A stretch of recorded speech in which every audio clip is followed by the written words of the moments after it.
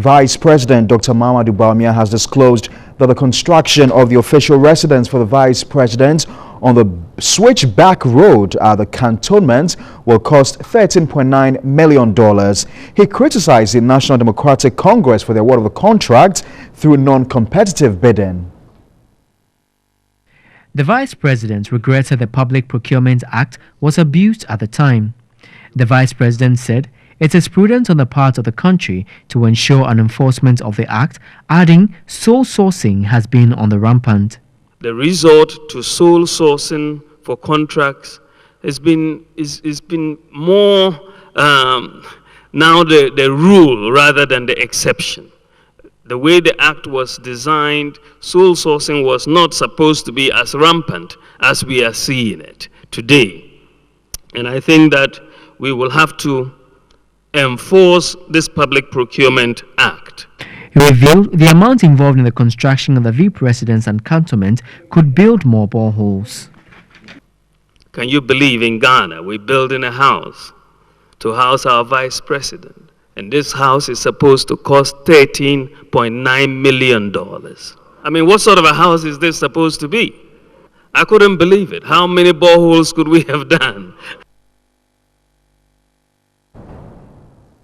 In a related development, Vice President Dr. Veep Bawumiah said government will request Parliament to make amendments to the Right to Information Bill before passage into law. Speaking at a Good Governance series in Accra, organized by Action Chapel, he assured the passage will be done within the first 100 days of the NPP administration.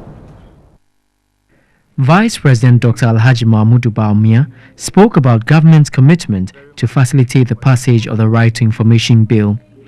This bill has been ongoing for a long time, and I think part of the recent delay had to be some issues that wanted to make it a world-class bill.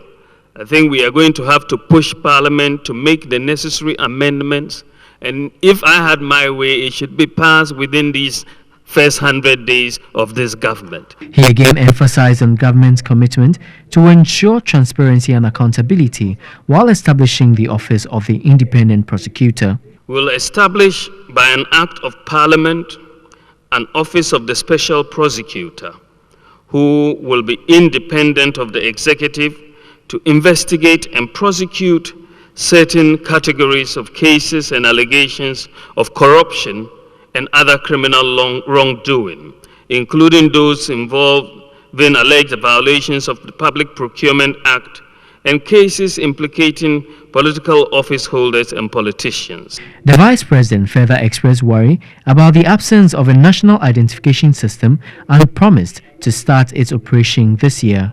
In addition, for unique identification for individuals, we need unique identification for properties. If we work in tandem with the national ID system to really formalize our economy.